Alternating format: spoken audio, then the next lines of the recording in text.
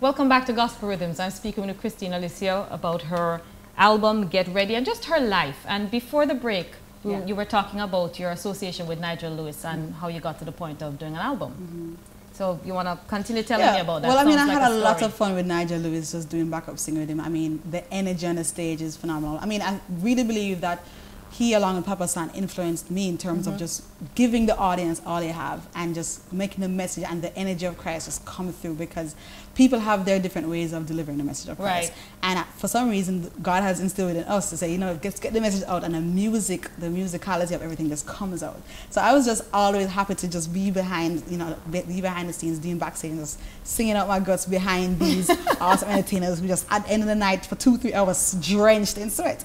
So after a while, just having fun with that, I began to assume some of that. And well, God has always, well, I believe I started writing in college, but I always felt I was going to give my songs to others, to real singers, to singers who were out on the stage. That, real singers. And then eventually, somehow, God just gave me the confidence, and a couple of words were spoken into my life.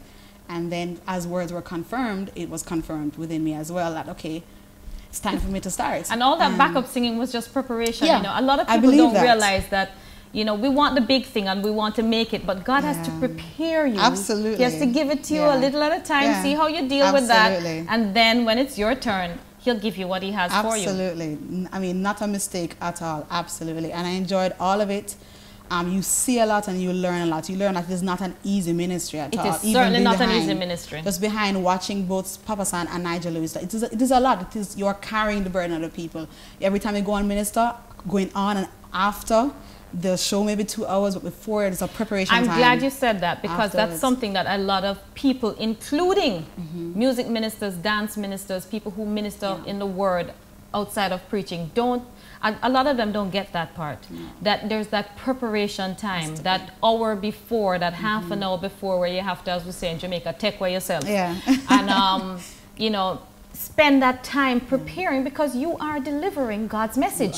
You are. And you cannot take it lightly. You cannot take it lightly, because even afterwards, after you've given off so much, you have to make sure that you're covered once again, because it is a vulnerable time for the enemy too. So even just I just learned a lot. And even now, as I'm doing my own, I'm learning and getting, learning how important it is to be protected all the time and to cover it. It is a job. It is a job. It is a job that you before you go on the stage and afterwards. So and you're also active in your local church in praise and worship. Yes. Well, from the beginning, before the album, I was always in praise and worship. I learned a lot from that as well. You learn that getting into the presence of God takes.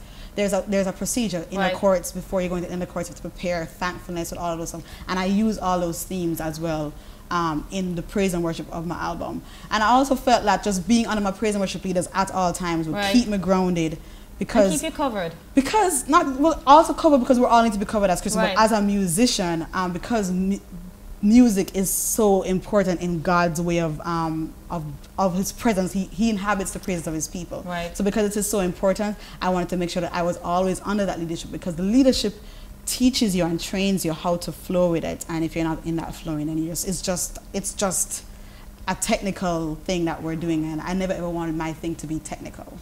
And it isn't. It isn't. It's certainly ministry. We're going to come back in just a moment. Stick and stay, don't go anywhere. We're talking with Kristine Alicia.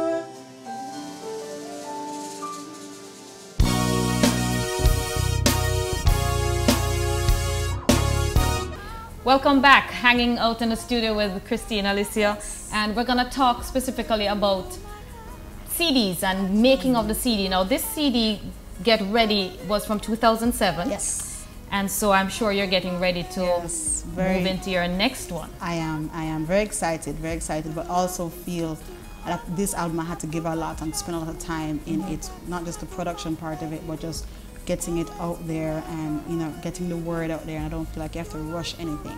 In terms of writing your songs, yes, Do you write a lot of your songs? Yeah, on the album there, every song except for 2 songs, of course, Great Is Thy Faithfulness, which is a hymn, and Lord I Lift My Hands to You were written. Lord I Lift My Hands to You was written by Nigel Lewis, but every other song, yes.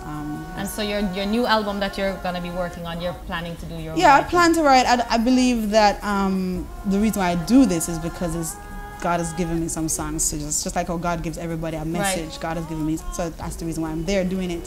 I do want to take on a couple other influences from other writers, and I'm deciding on that right now. And just branch it off to a little bit of versatility. And now, as we're taping this, I know the Marlin Awards is close by, and I'm one of the people who voted for you. Thank you. The Marlin Awards. For our viewers who don't know what the Marlin Awards is, just tell us a little bit about that award and what it means to you to be nominated for this award. Okay, well, the Marlin Awards is a Caribbean Gospel Award show. It takes place in the Bahamas, Nassau, Bahamas, but it showcases all of the Caribbean gospel artists. It is judged by a panel of people that are from every island. Wow. I would say from Jamaica, Trinidad, Virgin Islands, all Cayman Islands. The judges are all there, and they judge the artists on a yearly basis. I would say I visited it just to see and just to get to know artists, because of course I just wanted to meet and greet. About 2 years ago, the year before, actually, a couple years before I did the album. And I was very impressed just by how it's just a standard of excellence. It's not a competition-based award show. It's just, okay, this is the standard of excellence. And you see that there are lots of Caribbean artists out there who are delivering the message at a high standard. Excellent, some of the best gospel artists. And I hate using the word artists. I like to use ministers, because I find that in America where we live now, that there are a lot of gospel artists. Right, that's true. But I find that we in the Caribbean have a lot of gospel ministers, and that's people good.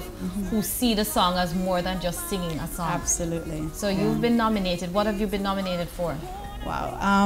Well, it's seven nominations by the board, and then an eighth nomination that is open to the public. Nominated for, I should have brought the paper. That's okay. New Artist of the Year, Album of the Year, Reggae Song of the Year. Which song is that? Reggae Song of the Year was Jehovah Jireh. Oh, cool. We See You was nominated for something. I don't remember what the nomination was. Great Is Thy Faithfulness was nominated for Reggae Hymn Rendition of the Year. Even If was Contemporary. Wow, a lot of nominations. The Video of the Year. Get Ready, the video was nominated for Video of the Year. Thank you. Where was that video shot? In Jamaica, right by the beach. Couple of different places. El Show, a couple of different. I recognized a few of those. It was fun. locations. It was a lot of fun. It was a lot of fun, and Don McGregor, the producer, was great. Had a lot of help. But so.